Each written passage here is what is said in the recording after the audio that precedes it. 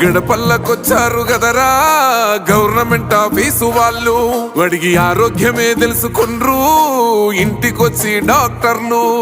శిథిలంగా ఉన్నూరు body మరి అయ్యింది రాది గుడి, గుడి గంట కొట్టకుండా పేదోడి బతుకు వెలిగిపోతుంది గదరా, బతుకు మార్చింది జగనన్నరా. ఏం తక్కువ చేసిండురా రాజన్న కొడుకు, కోరి పథకాన్ని పంపిండురా పేదింటి వరకు. ఏం తక్కువ చేసిండురా జగనన్న మనకు, వైసీపీ జెండెత్తి పోదామురా ఆ గెలుపు కొరకు.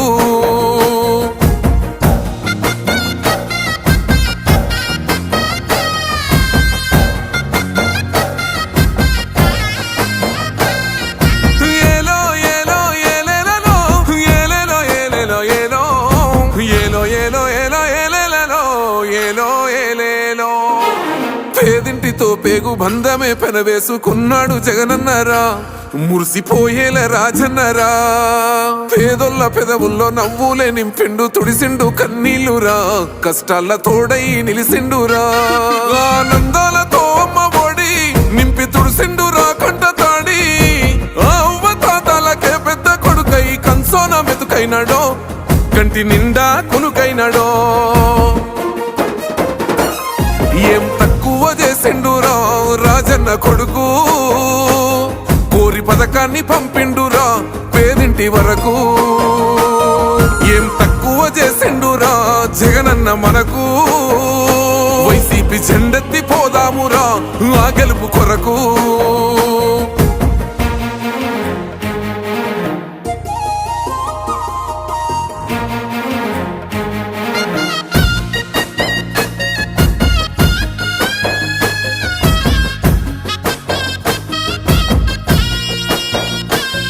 ఆత్మ గౌరవంగా పేద గుండె బతకాలని ఇల్లు కట్టించిండురా, సొంతింటి కలనేరవేర్చిండురా. ఆ కలనకుండా మన ఇంటికే మరి అన్ని పంపించిండురా, మన కడుపు నింపి తను మురిసిండురా. ఓ నివ్వను పేదోడి ప్రాణం ఎంత పెద్దగా వచ్చిన రోగం అని అడ్డుపడ్డాడు బతకాలి పేదోడు పెద్దోయ నా తీరుగా, ప్రేమ గల్ల మన జగనన్న. ఈరోజు రాష్ట్రంలో ఏ రైతు దుస్థితి చూసినా రక్త కన్నీరే. పొగాకు పంటే కాదు, పండించిన వరికి గిట్టుబాటు ధర ఉండదు, మామిడికి గిట్టుబాటు ధర ఉండదు, ఉల్లిపాయలకి గిట్టుబాటు ధర ఉండదు, టమాటాలకి గిట్టుబాటు ధర ఉండదు. ఏ పంటలు అడిగితే 3 సంవత్సరాల నుంచి శనగలు కోల్డ్ స్టోరేజ్లోనే మొక్కుతున్నాయి. ఏది అడిగితే అది ఎందుకు పండించారంటాం చంద్రబాబు నాయుడు గారికి క్వశ్చన్. ఒక రైతు పుట్టుక పుట్టి ఒక రైతు కుటుంబం నుంచి వచ్చిన చంద్రబాబు నాయుడు గారికి సాటి రైతుల మీద ద్వేషం ఎందుకో అర్థం కాదు. ఈ ప్రభుత్వంలో మొన్న సీజన్ మొదట్లో మనం అందరం చూసాం, ఎరువుల కోసం బారులు తీరి పంట పండించడానికి ఎరువులు దొరకలా. ఎరువులు దొరక్క ఎందుకు డిమాండ్ కొరత ఏర్పడిందంటే చంద్రబాబు నాయుడు గారు యూరియా మీద కేంద్ర ప్రభుత్వం సబ్సిడీ ఇస్తుంది, యూరియా వద్దంటే డబ్బులు వెనక్కిస్తుంది. ఈ రాష్ట్రానికి కావాల్సిన యూరియాని తగ్గించి తీసుకొని డబ్బులు తెచ్చుకున్న కక్కుర్తి ప్రభుత్వం ఈ చంద్రబాబు ప్రభుత్వం. రైతులు యూరియా కావాలి, వరి పంట పండించాలంటే వరి పంట పండిస్తే షుగర్ వచ్చుద్దంటాడు. వరి పండిస్తే అంటే తను యూరియా ఈయన మాటను దాపెట్టి మనందరికి షుగర్ వచ్చుద్దంటే తిండి తినొద్దంటాడు. స్వర్గీయ ఎన్టీ రామారావు ఈ రాష్ట్రంలోని ప్రతి ఒక్కడు తెల్లన్నం తినాలని, వరి పువ్వు తినాలని ₹2 పథకం పెడితే వరి కూడా తినొద్దన్న మహానుభావుడు ఇతను. చంద్రబాబు నాయుడు గారు మీ మనవడు లోకేష్కి ఏం ఆహారం పెడుతున్నారో ఒకసారి చూపించయ్యా. మీ కొడుకు, మా మనవడి పేరేంది, దేవాంష్కి మీ పుత్రరత్నం విద్యాశాఖ మంత్రి, మంచి తెలివైన మంత్రి, ఆయనకేం పెడుతున్నారో చెప్పండి అయ్యా. వీళ్ళందరికీ మీరు జొన్న కూడా పెడుతున్నారా? జొన్న సంగటి తినిపిస్తున్నారా? రాగి సంగటి తినిపిస్తున్నారా? జనం అంటే ఎంత చులకన భావమో ఈ చంద్రబాబు నాయుడికి మనం అర్థం చేసుకోవాలి. పొగాకు పంట గిట్టుబాటు ధర లేదంటే పొగాకు కూడా పండించమన్నాడు అంటాడు. మరి దేనికి గిట్టుబాటు ధర ఇస్తున్నావు? ఈ రాష్ట్రంలో మొక్కజొన్న పండిస్తే దానికి గిట్టుబాటు ధర ఉండదు. మొక్కజొన్నకి మద్దతు ధర ఉంది, కేంద్ర ప్రభుత్వం మద్దతు ధర ఉంది. కొనాల్సిన బాధ్యత రాష్ట్ర ప్రభుత్వానికి ఉంది. ప్రతి పంట మద్దతు ధర ఉన్న ప్రతిదీ కేంద్ర ప్రభుత్వం బాధ్యత వహిస్తుంది. రాష్ట్ర ప్రభుత్వం ప్రొక్యూర్ చేసి రీఎంబర్స్ చేసుకుంటే కొనడు. ఎందుకంటే బీర్ ఫ్యాక్టరీల వాళ్ళకి మేలు చేయాలి కదా. బీర్ ఫ్యాక్టరీలకు ఏమో రేటు పెంచుతాడు, సారా కంపెనీల వాళ్ళకి రేటు పెంచుతాడు, సారా ప్రొక్యూర్మెంట్ ఛార్జ్ పెంచుతాడు. కానీ మొక్కజొన్న ధర తగ్గిస్తే కదా వాళ్ళకి లాభాలు వచ్చేది. పొగాకుని గాలికి వదిలేస్తాడు. పొగాకుకి డిమాండ్ లేదని ఎవరు చెప్పారు? మా అంకయ్య చెప్పాడా? డీలరు, సాటి డీలరు. పోయిన సంవత్సరం కూడా 300 రూపాయలు పెట్టిన పొగాకుని 230 రూపాయలు తీసుకొస్తే జగన్ అన్న వచ్చి మన పొదిలో కార్యక్రమం చేస్తే గ్రాడ్యువల్గా మళ్ళీ పెంచారు కదా. చివరిలో పొగాకు కొరత ఏర్పడి 360 రూపాయలకు కొన్నారు. 360 రూపాయల కేజీ చివరిలో కొన్నారు. అది చూసి ఈ సంవత్సరం పొగాకు వేశారు. అందాకెందుకు మనం మైసూరులో 280తో మార్కెట్ మొదలై చివరికి మధ్యలో 330కి పోయి మళ్ళీ 230 పడగొట్టారు.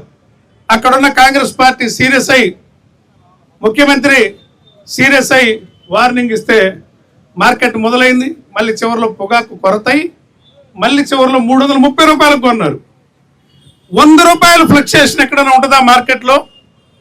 రైతు వ్యాపారస్తులు సిండికేట్ కాకపోతే ఇంతంత వ్యత్యాసాలు ఎందుకు ఉంటాయని మనం అర్థం చేసుకోవాలి. చంద్రబాబు నాయుడు వస్తేనే చాలు అందరు సిండికేట్లు అవుతారు, అన్ని వ్యాపారులు సిండికేట్లు అయిపోతారు. వ్యవసాయం చేసేవాడు ఉండబట్టే కదా వ్యవసాయ ఉత్పత్తులు వ్యాపారం చేసేవాళ్ళు కోట్లు సంపాదించుకుంటుంది. కనీస లాభాలతో వ్యాపారం చేయకుండా చంద్రబాబు నాయుడు వస్తే చాలు విజృంభిస్తారు. ఎందుకంటే వాళ్ళందరూ ఈయనకు పెట్టుబడి పెడతారు. మొన్న దామచర్ల జనార్దన్ ఒంగోలు శాసనసభ్యుడు చాలా కోపం వచ్చింది ఆయనకి. మనం ధర్నాకు పిలిపించామని. దొంగ మాటలు చెప్తారంట. అయ్యా జనార్దను, ఎవరు దొంగ? ఎవరై దొంగ మాటలు? మీరు దొంగలు, మీవి దొంగ మాటలు. నువ్వు రైతు పుట్టుకు పుట్టావు, నేను రైతు పుట్టుకు పుట్టా. మీ మనస్సాక్షికి తెలీదా? మీ పొగాకు అమ్ముకోలేదా జగన్మోహన్ రెడ్డి గారి నాయకత్వంలో? మార్కెట్ ద్వారా డబ్బులు ఇచ్చి గిట్టుబాటు ధర ఇప్పించినప్పుడు మీరు పొగాకు అమ్ముకోలేదా అని అడుగుతున్నా. మీ ప్రభుత్వంలో గత సంవత్సరం 2014-19లో మీ నియోజకవర్గం అయినటువంటి మీ స్థానిక నియోజకవర్గం కొండేపిలో ఎంతమంది ఆత్మహత్య చేసుకున్నారో నీకు తెలియదా అని అడుగుతున్నా. ఎవరై దొంగ మాటలు? ఎవరు దొంగలు? తెలిసి తెలియనట్టు నటించే మీరు దొంగలు, మీ నాయకుడు దొంగ. మమ్మల్ని ఎట్లా అంటారు? మేము చేసి చూపించిన ప్రభుత్వం మాది. ఊరికి ఊహాగానాలు చెప్పే మాటలు కాదు మాయి. విజన్ అని చెప్పి ఏ రోజు అబద్ధాలు చెప్పలా. విజన్ గురించి మేము చెప్పలా, చేసినయే చెప్తున్నాం. నిన్న భీమవరంలో ఆక్వా రైతుల తరఫున జగనన్న వెళ్ళాడు. ఆక్వా కంపెనీల వాళ్ళందరూ పాపం చంద్రబాబు నాయుడికి చందాలు ఇచ్చారు. వాళ్ళని రేటు తగ్గించుకోమంటాడు, మేత రేట్లు పెంచుకోమంటాడు, సీడ్ రేట్లు పెంచుకోమంటాడు, రైతులు పట్టుకొట్టమంటాడు. కొడితే కదా వీళ్ళు మళ్ళీ ఆయనకి లంచ్ ఆఫర్లు ఇవ్వగలిగేది, ఎలక్షన్లో చందాలు ఇచ్చగలిగేది. ఈ రాష్ట్రంలో ఏ ఒక్కరికి తెలియదు. ప్రతి పథకం జగనన్న చేసిన మేలేందో జగనన్న దిగిపోయి నాకు అర్థమవుతుంది. ఆక్వా సీడు క్వాలిటీ ఉండాలని ల్యాబులు పెట్టిన మొదటి వ్యక్తి. ఇంతకుముందు ప్రైవేట్ ల్యాబుల్లో 10,000 ఇస్తే కానీ టెస్ట్ చేయరు, సీడ్ టెస్ట్. వాళ్ళ కంపెనీలు ఇస్తే వాళ్ళ అనుకూలంగా డూప్ సీడ్ వచ్చేది. సీడ్లో క్వాలిటీ కోసం ల్యాబులు 35 ల్యాబులు పెట్టాడు. ప్రతి సెక్టార్ తననుకున్నాడు, ప్రతి రైతు తన వాడు అనుకున్నాడు, బాధ్యత వహించాడు. రైతు భరోసా కేంద్రాలు పెట్టాడు. రైతు భరోసా కేంద్రాల విధులేందో తెలుసా ఈ ఎమ్మెల్యేలకి? ఈ దేశంలోనే మొట్టమొదటిసారిగా వ్యవసాయానికి ఒక గ్యారంటీ తీసుకురావాలని, పండిన ప్రతి పంటకి గిట్టుబాటు ఉండాలని, వేసే ఇత్తనంలో క్వాలిటీ ఉండాలని, ఇచ్చే ఎరువులో నాణ్యత ఉండాలని, పురుగు మందులు కల్తీ ఉండకూడదని, పండిన పంట గిట్టుబాటు ధర ఇవ్వాలని, పండకపోతే ఇన్సూరెన్స్ ఇచ్చి ఆదుకోవాలని జగన్మోహన్ రెడ్డి గారికి వచ్చిన ఆలోచన ఈ దేశంలో ఏ ఒక్క నాయకుడికైనా వచ్చిందా? ఎవరు దొంగలు? 14 ఏళ్ల నుంచి ముఖ్యమంత్రిగా ఎలగబెడుతున్న చంద్రబాబు నాయుడికి ఒక్కరోజు రైతు గురించి ఆలోచించిన దాఖలాలు ఉన్నాయా? కనీసం మీరు వెళ్ళి అతను ఒత్తిడి చేసిన దాఖలాలు ఉన్నాయా? మీరు వెళ్ళలేరు ఎమ్మెల్యే గారు, మీ ఎమ్మెల్యేల ఊరు వెళ్ళలేరు చంద్రబాబు నాయుడు కాడికి. మీరు వెళ్తే మీ పుస్తకాలు తీస్తున్నాడు ఆయన. మీ పుస్తకాలు తీసి మీ బయోగ్రఫీ ఇట్టు ఉంది, మీ జాతకాలు ఇట్టున్నాయి, నీకు వాళ్ళు వ్యతిరేకం వీళ్ళు వ్యతిరేకం, మీరు అక్కడ దోస్తున్నారు ఇక్కడ దోస్తున్నారు అని ఎమ్మెల్యేలకు ఎదురు ఫైళ్ళు ఎత్తుంటే వీళ్ళు తోకముడిచి వస్తున్నారు తప్ప అతను అడిగే పరిస్థితి లేదు. అతనికి బ్లాక్ మెయిలరు, జనాన్నే కాదు వాళ్ళ శాసనసభ్యుల్ని బ్లాక్మెయిల్ చేస్తాడు, వాళ్ళ పార్టీ కార్యకర్తలను బ్లాక్మెయిల్ చేస్తాడు. అపోజిషన్ లో ఉంటే అందరు నక్కుని చేర్చుకుంటాడు పాపం. ఎక్కడైనా కష్టాలన్నీ ఆయనకే తెలుస్తాయి. అధికారం వస్తే అహంకారం వస్తుంది. ఆయనకు వస్తే సరే, మీకు కూడా వచ్చాయి కదా ఈ మాటలు. దొంగలా ప్రజల పక్షాన ప్రతిపక్ష పార్టీగా మాకు బాధ్యత ఉంటే మేము దొంగలవా? మీకు చేతగానప్పుడు మీరు ఫెయిల్ అయినప్పుడు మేము కాక ఇంకెవరు మాట్లాడతారని సందర్భంగా అడుగుతున్నా. దొంగ మాటలా మేము మాట్లాడేది? ఎవరై దొంగ మాటలని అడుగుతా ఉన్నా. రైతుల తరఫున 4 నెలలు గడుస్తున్న యాక్షన్ మొదలై మీ చేతగాల మీరు రేట్లు ఇప్పిస్తే మేమన్నా వద్దంటావా? మేము ఇప్పించాం కాబట్టి ఈ సందర్భంగా మాట్లాడుతున్నాం. వ్యాపారస్తులు సిండికేట్లు అయ్యారు. సిండికేట్ బ్రేక్ చేయాలంటే వ్యాపారంలో పోటీ పెరగాల. పోటీ పెరగాలంటే ప్రభుత్వం ఇంటర్వ్యూన్ కావాలా. కనీస సూత్రం ఇది. 1000 కోట్లు ఖర్చు పెడితే 50 మిలియన్లు కొనొచ్చు 200 కాడికి. ఏదైతే తరుగు పోగాకుందో అదంతా 50 మిలియన్లు కొంటే 1000 కోట్లు అవుద్ది. 1000 కోట్లు అంటే ఈరోజు చంద్రబాబు నాయుడు గారు చేస్తున్న అప్పులో 2 రోజుల అప్పు. ఇదేమి సముద్రంలో బారైపోల్లా. రేపటి సంవత్సరం నువ్వే అమ్ముకో, నీకు మళ్ళీ లాభం వస్తుంది. నీకు లాభం వచ్చే పనే మేము చెప్తుంది. తెలిసి కూడా ఆదుకోవట్లేదంటే వ్యాపారస్తులతో ఈ ప్రభుత్వం కుమ్మక్కైందని సందర్భంగా మనం అర్థం చేసుకోవాలి. పొగాకు బోర్డు ఉంది, నామ మాత్రపు పొగాకు బోర్డు. దాని ఉద్దేశం ఏంటి? మనకి వ్యాపారస్తులకి మధ్య ఒక ఏజెన్సీ పాత్ర ఏంటి? అమ్మి పెట్టడం, కమిషన్ తీసుకోవటం. మన సరుకు వాళ్ళకి అమ్మి పెట్టి కమిషన్ తీసుకునే ఏజెన్సీ అది. ఒక రియల్ ఎస్టేట్ బ్రోకర్ ఉంటాడు, 2 కూర్చోబెట్టి వ్యాపారం చేపిస్తాడు. ఒకడు అబద్ధం చెప్పి మాట తప్పితే వీడు నిలబడి వసూలు చేసి ఇప్పిస్తాడు, లేదంటే వీడు డబ్బులు వీడికి వెనక్కి ఇప్పిస్తాడు. వీడు మధ్యవర్తి అయినా ప్రైవేట్ బ్రోకర్ అన్న గ్యారంటీ ఉంటాడే. ఈ పొగాకు బోర్డు ప్రభుత్వ ఏజెన్సీ గుండి ఎందుకు గ్యారంటీ ఉండట్లేదని సందర్భంగా అడుగుతా ఉన్నా. 700 కోట్ల రూపాయలు మా మీద వసూలు చేసిన సెస్ ఉంది కదా టొబాకో బోర్డు వాళ్ళకి. అది పెట్టి కొన్నా కూడా మార్కెట్ నిలబడుతుంది కదా. వచ్చేడు క్రాపాళ్ళు ఇచ్చి మీరే అమ్ముకోవచ్చు కదా. అంతెందుకు, ఏ వ్యాపారస్తుడు విదేశాల నుంచి వచ్చి పొగాకు కొనాలన్నా వీళ్ళ ద్వారానే వస్తారు. వీళ్ళందరూ రాపి నువ్వు అమ్ముకోవచ్చు కదా పొగాకు బోర్డు కంపెనీలు, ఈ ప్రభుత్వం 3 దొంగలే. ఈ 3 కలిసి రైతులు ముంచుతున్నారు. నోరు లేని రైతులు కాసేపు బజార్లో అరుచుకుంటారు, వాళ్లే పోతారు. వాళ్ళ తర్వాత మనకి పార్టీ ఫండ్ వస్తుంది, మనం ఎలక్షన్లో ఖర్చు పెట్టి గెలవచ్చు అనేది చంద్రబాబు సూత్రం. మనుషులంటే అతని దృష్టిలో ఓటర్లు మాత్రమే. నిన్న కనిగిరిలో చెప్పారు,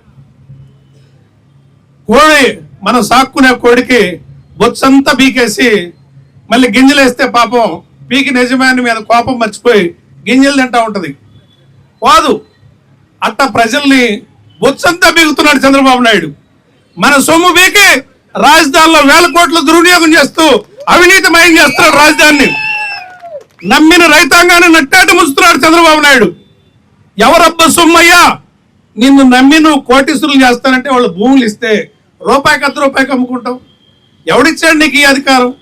జగన్మోహన్ రెడ్డి గారు కార్పొరేషన్లు తాకట్టు పెట్టి లోన్లు తెస్తే సివిల్ సప్లైసో లేకపోతే లిక్కర్ బ్యావరేజో కార్పొరేషన్లు తాకట్టు పెట్టి లోన్లు తెచ్చి ప్రజల సంక్షేమం అట్టడుగు ఆదుకోవడానికి, పిల్లలకి అమ్మఒడి కట్టడానికి, పెన్షన్లు ఇవ్వడానికి, లేకపోతే పిల్లలకి ఫీజు రియంబర్స్మెంట్ కట్టడానికి అప్పులు చేస్తే గగ్గోలు పెట్టి మొత్తం అమ్మేస్తున్నాడని చెప్పావే.